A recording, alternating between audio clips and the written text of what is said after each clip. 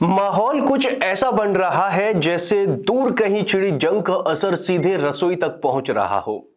State of Hormuz में बढ़ते तनाव ने पूरी सप्लाई चेन को हिला दिया है और अब इसका असर भारत के घरों में इस्तेमाल होने वाली एलपीजी सिलेंडरों पर दिखने लगा है। कहानी की शुरुआत होती है ईरान और यूएस के बीच बढ़ते तनाव से, जहां हर बयान, हर चेतावनी हालात को और पेचीदा बना रही है। खासकर डोनाल्ड ट्रंप की सख्त चेतावनियों के बाद हालात और ज्यादा नाजुक हो गए हैं। सवाल यह है कि क्या यह सिर्फ राजनीतिक दबाव है या फिर इसके असर को दुनिया भर के आम लोग झेलने वाले हैं। भारत जो अपनी एलपीजी जरूरत का करीब 60% आयात करता है, उसमें भी 90% खाड़ी देशों से आता है।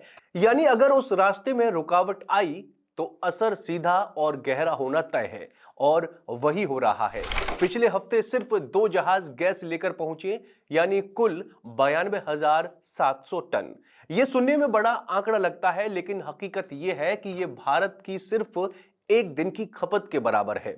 अब जरा तस्वीर का दूसरा पहलू देखिए। भारत की रोजाना खपत करीब 93,500 टन है, जिनमें से 86% घरेलू इस्तेमाल में आती है। यानी रसोई की आग ही इस पूरी कहानी का सबसे बड़ा केंद्र है। इस बीच सरकारी तेल कंपनियां एक इमरजेंसी प्लान पर विचार कर रही हैं।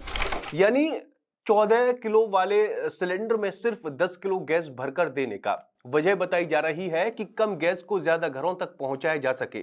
कागज पर यह रणनीति समझदारी लगती है, लेकिन सवाल यह है कि क्या यह अस्थायी समाधान है या आने वाले आंकड़े संकट का संकेत हैं।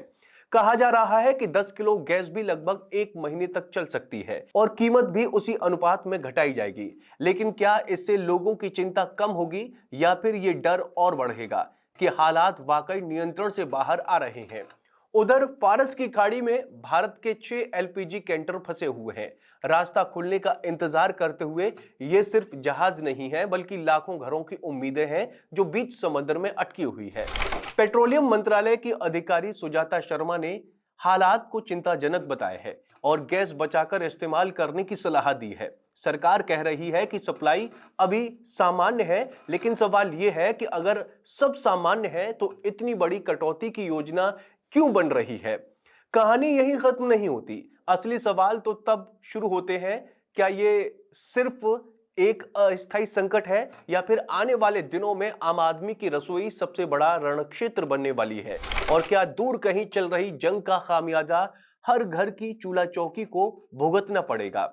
आपका इस बारे में क्या कहना है, कमेंट करके जरूर बताएं और चैनल को जरूर सब्सक्राइब करें।